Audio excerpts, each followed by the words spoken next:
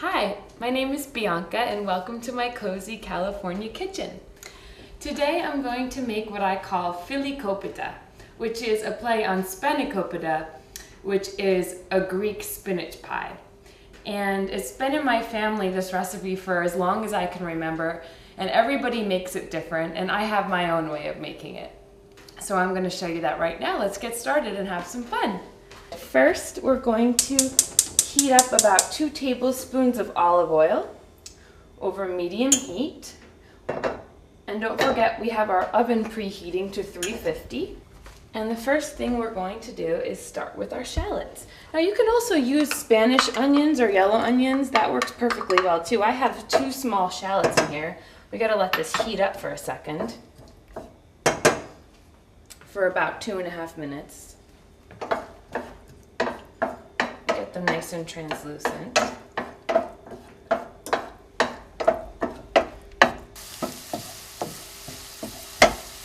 Okay, so we got our shallots cooking in our olive oil. We're gonna add in our green onion. I have about just 2 green onions chopped without the super green tips on the end, of course. Just the light green part.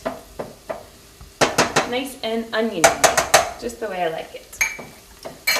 So we get those going in the olive oil just for a couple minutes. You don't want them to brown, just get a little soft and translucent. Here it goes. We're going to add in our 2 garlic cloves, finely chopped.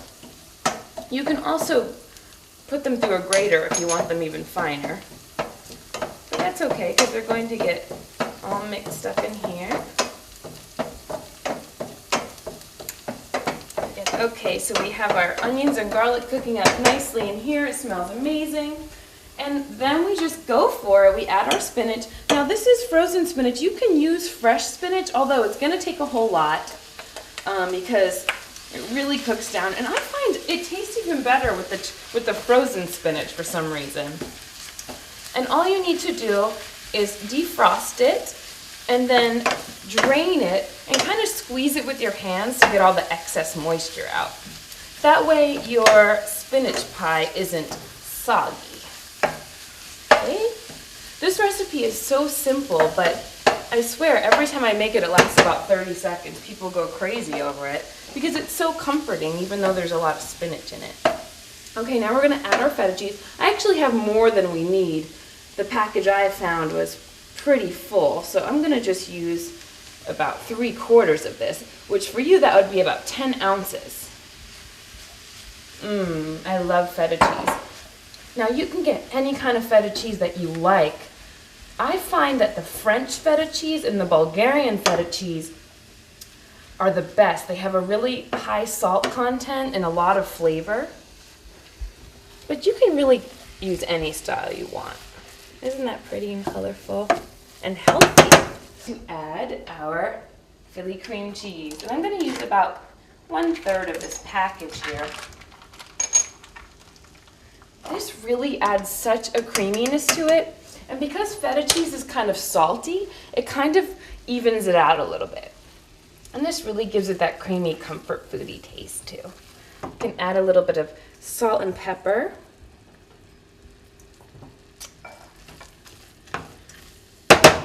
Going. You can throw in your flat leaf parsley. You can actually put the parsley in anytime you want.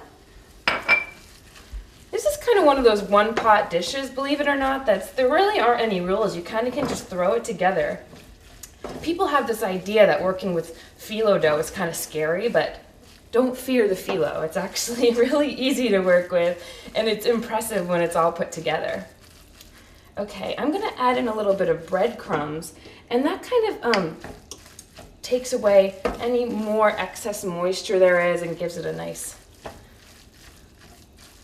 little squishy texture. Yeah, baby.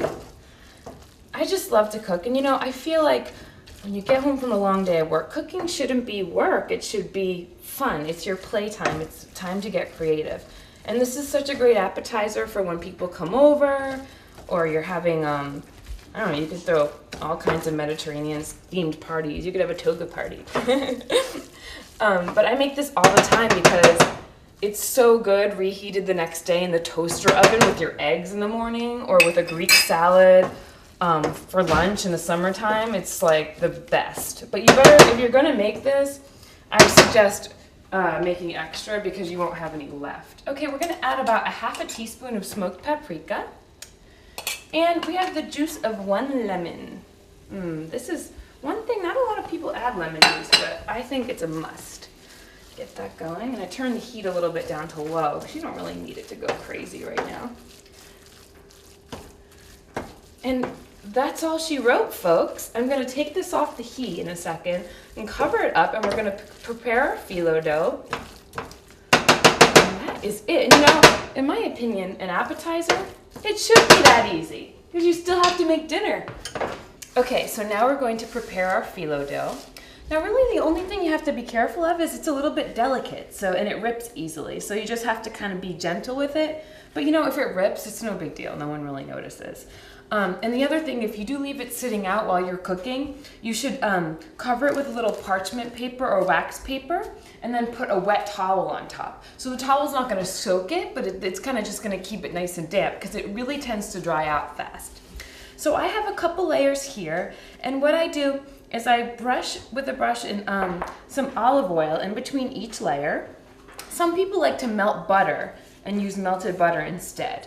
So really the choice is yours. It's kind of like you can put your stamp on this however you like. So the olive oil acts kind of like a glue in between each layer, and it also keeps it nice and yummy and moist. So here we go. Let's put our last layer on there. I love using the whole wheat phyllo dough. I mean, you can really find anything you want these days. It tastes awesome and it's really good for you. Okay, so we have our mixture now, and we're going to put it on one side of the phyllo dough, because the way I'm going to do it is in a roll, almost like a spinach pie loaf, if you will. And you know what? If you don't like spinach, there's another whole version of this that's just cheese. So you would just omit the spinach and add 2 eggs, and there you go. That's a whole different kind. I mean, I happen to love spinach. I'm like a Popeye. But poor Popeye never had spinach this good. So I'm gonna put it on our sprayed pan. And you can kind of tuck your little sides under like that. It's so cute. And we're gonna brush it with a little more olive oil or melted butter. And I'm gonna make these little venting slices on top.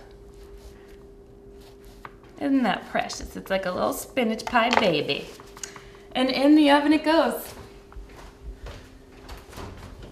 Again, our oven's at 350. And we're gonna just let it get golden brown for about 20 minutes, and then we munch. Okay, so here's what you can do if you have extra, which I had a little bit extra and nothing goes to waste. So you just literally take 2 layers of your phyllo dough with the olive oil, and you can use a pizza cutter, or I used kitchen shears, and you cut them into 4 sections. You put a little spoonful of your mixture at the end, and then you kind of fold it like a flag.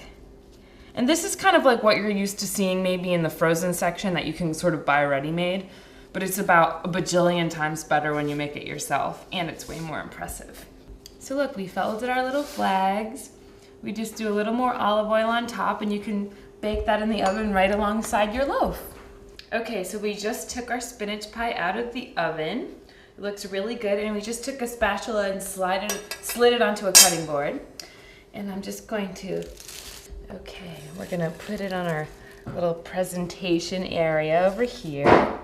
I mean, looks like a pretty good appetizer to me.